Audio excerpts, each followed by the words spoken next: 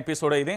బాబు డైరెక్షన్లోనే రేవంత్ పాలన, AP CM మెప్పు కోసమే కాళేశ్వరంపై కుట్రలు, మేడిగడ్డ రిపేర్లు చేయకుండా కాలయాపన చేయడం ద్రోహం, కరువు పరిస్థితులు ఏర్పడితే రేవంత్ను సమాజం క్షమించదు, రాజకీయాల కోసమే రైతాంగాన్ని బలి చేస్తే ప్రజలే బుద్ధి చెప్తారు, మాజీ మంత్రి సీనియర్ రాజకీయ నేత జీవన్ రెడ్డి అంటూ కూడా చూస్తున్న పరిస్థితి కనబడుతుంది. రాష్ట్రంలో కాంగ్రెస్ ప్రభుత్వం అనుసరిస్తున్న తీరుపై మాజీ మంత్రి సీనియర్ రాజకీయ నేత జీవన్ రెడ్డి నిప్పులు చెరిగారు.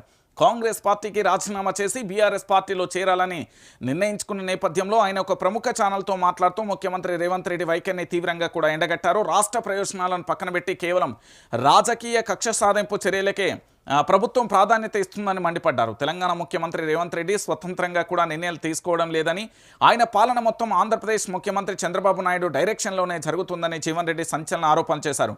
ఇరుగు పొరుగు రాష్ట్రాల మధ్య సత్సంబంధాలు ఉండాలి, కానీ పక్క రాష్ట్ర ముఖ్యమంత్రి మెప్పు పొందడం కోసం తెలంగాణ ప్రయోజనాలను పరంగా పెట్టడం అత్యంత దుర్మార్గమని, దురదృష్టకరమని ఆయన ఆవేదన వ్యక్తం చేశారు. రేవంత్ రెడ్డి తన రాజకీయ గురువు ఆదేశాలను పాటిస్తూ తెలంగాణ ఆకాంక్షలను మరియు రాష్ట్ర అస్తిత్వాన్ని విస్మరిస్తున్నారని, ఇది పాలనలో స్పష్టంగా కనబడుతుంది అంటూ కూడా ఆయన ధ్వజమెత్తిన పరిస్థితి కనబడుతుంది. నేను చెప్పలే, గతంలోనే మనం చెప్పినాం ఏంది అంటే కేసీఆర్ అంటే ఒక విజన్, అది అందరికీ తెలిసిన విషయమే. కేసీఆర్ అంటే పూర్తి స్థాయిలో విజన్, అది అందరికీ తెలిసిన విషయమే.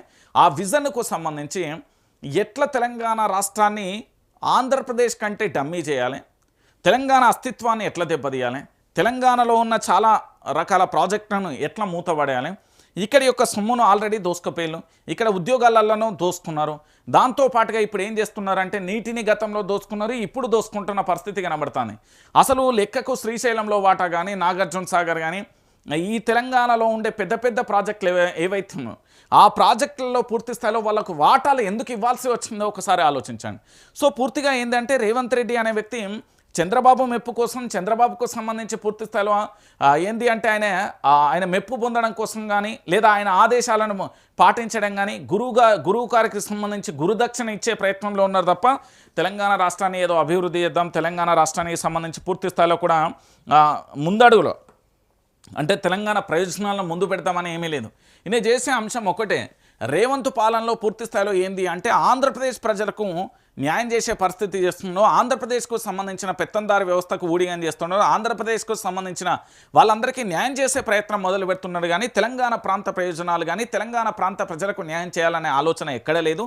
కేవలం ఏంది అంటే ఓయమ్మ ఉన్నవా అంటే ఉన్నా అన్నట్టుగానే ఉన్న తప్ప అంతకు మించి వేరే ఆలోచన కూడా లేని పరిస్థితి కనబడుతుంది. సో ఫైనల్గా ఇక్కడ జరిగేది ఏంటంటే రేవంత్ పాలనకు సంబంధించి పూర్తి స్థాయిలో మనం చూసే అంశం ఒకటే, ఇక్కడ ఏపీ సీఎం మెప్పు కోసం మాత్రమే కాళేశ్వరం మీద కుట్రలు జరుగుతున్నాయి. ఆ కుట్రలను కూడా ఛేదించాల్సిన అవసరం, ఆవశ్యకత ఎంతైనా ఉన్న పరిస్థితి కనబడుతుంది. ఇక దాంతోపాటుగా మరొక అంశం, కాంగ్రెస్ సర్కార్ కొత్త స్కీమ్ దాచుకో ఏంది సకుటుంబ సపరిపార సమేతంగా రేవంత్ దోపిడీ అంటూ కూడా ఇక్కడ చూస్తున్న పరిస్థితి అయితే కనబడుతుంది. ఒకసారి ఇదంతా చూద్దాం. ఇంతలా దోచుకుంటున్న ముఖ్యమంత్రి దేశంలోనే లేడు. సీఎం భావమర్ది సృజన్ రెడ్డి కనుసన్నలలో సింగరేణి మేమిచ్చిన 16,000 వారసత్వ ఉద్యోగాలపై కాదు, సృజన్ రెడ్డి దోపిడీ మీద విచారణ జరిపే దమ్ముందా, మెడికల్ బోర్డు పెట్టకపోతే సింగరేణిలో అగ్గి పుట్టిస్తాం, కాంగ్రెస్ బీజేపీ చీకటి దోస్తులు ఒకరినొకరు రక్షణ, 10 ఏళ్ళు సస్యశ్యామలం, 2.5 ఏళ్ళు సర్వనాశనం, కాంగ్రెస్ పాలనలో కట్టింది తక్కువే, కూలగొట్టింది ఎక్కువ, కేసీఆర్ పాలనలో ఎప్పటికైనా తెలంగాణకు శ్రీరామ రక్ష, 2028లోనే ఆయన్నే మళ్ళీ సీఎంగా చూడాలి అంటూ కూడా కేటీఆర్ చెప్పిన పరిస్థితి కనబడుతుంది. ఇక మంచిర్యాల పర్యటనలో బీఆర్ఎస్ వర్కింగ్ ప్రెసిడెంట్ కేటీఆర్ అంటూ కూడా చూస్తున్నాం. మరింత దూకుడుగా ప్రజల్లోకి, ఎన్నో ప్రజా సమస్యలు ఉన్నాయి, వాటిపై పోరాడదాం, నాయకత్వంతో చర్చించాకే పాదయాత్రపై నిర్ణయం, బీఆర్ఎస్ పార్టీ బలోపేతానికి ప్రత్యేక కార్యాచరణ అంటూ కూడా చూడొచ్చు. సో మొత్తానికి ఆదివారం మంచిర్యాలలో జరిగిన బీఆర్ఎస్ కార్యకర్తల సమావేశంలో మాట్లాడుతున్న పార్టీ వర్కింగ్ ప్రెసిడెంట్కు సంబంధించిన విషయాన్ని అయితే ఇక్కడ చూస్తున్నాం.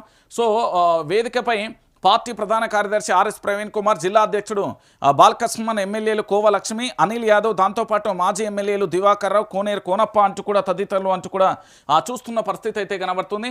మీరిచ్చిన హామీలు ఏమైనాయి అని అడిగితే ఎంత పెద్ద కండలు తిరిగిన పైల్వాన్ అయినా కూడా 3 నెలల్లో పిల్లలు పుట్టించడలేడని సీఎం రేవంత్ రెడ్డి అంటున్నాడు. 9 నెలలు పడుతుంది కదా అంటూ లేకి మాటలు మాట్లాడుతున్నాడు. మరి 30 నెలలైనా కూడా పిల్లలు పుట్టకపోతే నీకు ఏం పేరు పెట్టాలి, నేను ఏమని పిలవాలి, మీ హామీల అమలుకు 2.5 ఏళ్ళు సరిపోదా అంటూ కూడా కేటీఆర్కు సంబంధించిన అంశాన్ని ఇక్కడ చూస్తున్నాం.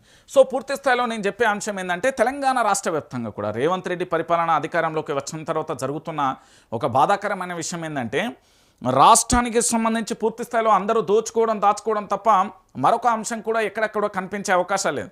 కాబట్టి మనందరం కూడా ఆలోచించాల్సిన విషయం ఏంటంటే రాష్ట్ర ముఖ్యమంత్రి గారికి సంబంధించిన మంత్రివర్గం మీద ఇప్పటికే అనేక రకాలుగా ఆరోపణలు రావడం, వాటికి సంబంధించి మనం చూసే ప్రయత్నం చేస్తున్నాం. దానికి సంబంధించిన కథనాలు కానీ ఇతరత్ర అన్నింటినీ కూడా చూసే ప్రయత్నం అయితే చేస్తున్నాం. ఏ సోషల్ మీడియాలో చూసినా, ఏ ఫేస్బుక్లో చూసినా, ఏ ట్విట్టర్లో చూసినా, ఏ ఇన్స్టాగ్రామ్లో చూసినా కనబడే ఎపిసోడ్ ఏంటిది అంటే ఒకటే ఎపిసోడ్. ఏంటంటే దాచుకో తప్ప ఇంకేమన్నా కనబడ్డదా అంటే లేని పరిస్థితి కనబడుతుంది. సో తెలంగాణ ప్రాంత ప్రజలు కూడా ఆలోచించాల్సిన విషయం ఏంటంటే 2027లో పూర్తి స్థాయిలో కూడా ఇక్కడ కేటీఆర్ కూడా పూర్తి స్థాయిలో కూడా రాష్ట్ర వ్యాప్తంగా పాదయాత్రకైతే శ్రీకారం చుట్టే అవకాశాన్ని చేస్తున్నాడు. ప్రజలకు పార్టీకి మధ్య పెరిగిన దూరాన్ని తగ్గిస్తాం, ప్రజా సమస్యలపై 2027 నుంచి యాత్ర ప్రారంభిస్తాం, వచ్చే ఎన్నికలలో ఏ పార్టీతోనూ పొత్తు ఉండదు, ఒంటరిగానే వెళ్దాం, పేరు మార్పుతో చాలా నష్టపోయాం, మళ్ళీ టీఆర్ఎస్ పేరుతోనే ముందుకెళ్తాం, తెలంగాణ కాపాడే శ్రీరామ రక్ష కేసీఆర్ మాత్రమే బీఆర్ఎస్ వర్కింగ్ ప్రెసిడెంట్ అంటూ కూడా చెప్పిన పరిస్థితి కనబడుతుంది. సో మళ్ళొక్కసారి కూడా బీఆర్ఎస్ పార్టీ పేరు ఎప్పుడైతే మార్చిలో అది టీఆర్ఎస్ను బీఆర్ఎస్గా మార్చిలో అప్పటి నుండి కూడా నష్టాల బాటలో ఉన్న పరిస్థితి అయితే కనబడుతుంది. తెలంగాణ రాష్ట్రంలో పార్టీ అంతకింత తగ్గిపోయిన పరిస్థితి అయితే కనబడుతుంది. మళ్ళీ బీఆర్ఎస్ను టీఆర్ఎస్గా మార్చే ప్రయత్నాలు అయితే మొదలు పెడుతున్నారు. దాంట్లో భాగంగానే ప్రజల్లోకి వెళ్ళే ప్రయత్నం కూడా జరుగుతుంది. సో పూర్తి స్థాయిలో కూడా టీఆర్ఎస్గా ప్రజల్లోకి వెళ్తే ప్రజల నుంచి మంచి ఆదరణ వస్తుంది. గతంలో కూడా చాలా వరకు మనం ఓటింగ్ కూడా పెట్టినాం. దాదాపుగా 96% కూడా టీఆర్ఎస్ ఉంటేనే బాగుండు, బీఆర్ఎస్తో కలిసి రాలేదు, టీఆర్ఎస్ ఉంటేనే బాగుండు అంటూ కూడా చెప్పిన పరిస్థితి అయితే కనబడుతుంది. బీఆర్ఎస్ పార్టీకి సంబంధించిన సర్పంచ్లు కానీ జెడ్పీటీసీలు కానీ అంటే కార్యకర్తలకు నాయకత్వానికి చాలా కూడా దూరం అయితే పెరిగింది. అది వాస్తవమైన విషయం. సో ఆ దూరాన్ని తగ్గించడం కోసం, ఆ దూరాన్ని పూర్తి స్థాయిలో కట్టడి చేయడం కోసం రాష్ట్ర వ్యాప్తంగా కూడా కేటీఆర్కు సంబంధించిన పాదయాత్ర ఉండబోతుంది అంటూ కూడా ప్రధానమైన అంశాన్ని అయితే మనం చూస్తున్న పరిస్థితి అయితే కనబడుతుంది. ఇక దాంతోపాటుగా మరొక అంశం, అధికారంలో ఉండి లీడర్లు పోవుడేంది, కాంగ్రెస్ ప్రభుత్వం ఉన్న కాంగ్రెస్ పార్టీని వీడుడేందు, పోతే పోని అనుకుంటే చివరికి ఎవరూ మిగలరు, జీవన్ రెడ్డి లాంటి నేతలు నిష్క్రమణ దేనికే సంకేతం, ఆయనతో మీరు ఎందుకు మాట్లాడలే, ఎందుకు ఆపలే, ఇట్లనే ఉంటే జీహెచ్ఎంసీ ఎన్నికలలో గెలవడం కష్టమే, రాష్ట్ర ముఖ్య నేతలకు తలంటిన కాంగ్రెస్ అధిష్టానం. ఏఐసీసీ సమావేశాల సందర్భంగా మండిపడిన ఖర్గే మాజీ మంత్రి జీవన్ రెడ్డి పార్టీ వీడడం, బీఆర్ఎస్లో చేరుతున్నట్టుగా ప్రకటించడం కాంగ్రెస్ అధిష్టానాన్ని కలవరకు గురి చేసింది. అధికారంలో ఉన్నప్పటికీ సీనియర్ నేతలు ఒక్కొక్కరిగా పార్టీ నుంచి నిష్క్రమించడంపై వారు విస్మయం వ్యక్తం చేస్తున్నట్టుగా సమాచారం. ఇటీవల ఏఐసీసీ సమావేశానికి హాజరైన ముఖ్య నేత మీద ఇదే విషయంపై ఖర్గే ఆగ్రహం వ్యక్తం చేసినట్టుగా తెలుస్తున్న పరిస్థితి కనబడుతుంది. నిజమే కదా, నేను చాలా సందర్భాలలో చెప్పిన 4 దశాబ్దాల పోరాటం చేసిన వ్యక్తి, 4 దశాబ్దాలుగా కూడా కాంగ్రెస్ పార్టీకి వెన్నుదన్నుగా నిలిచిన వ్యక్తి, కాంగ్రెస్ పార్టీని రక్షించిన వ్యక్తి, అలాంటి వ్యక్తి ఎవరైనా ఉన్నారంటే జీవన్ రెడ్డి.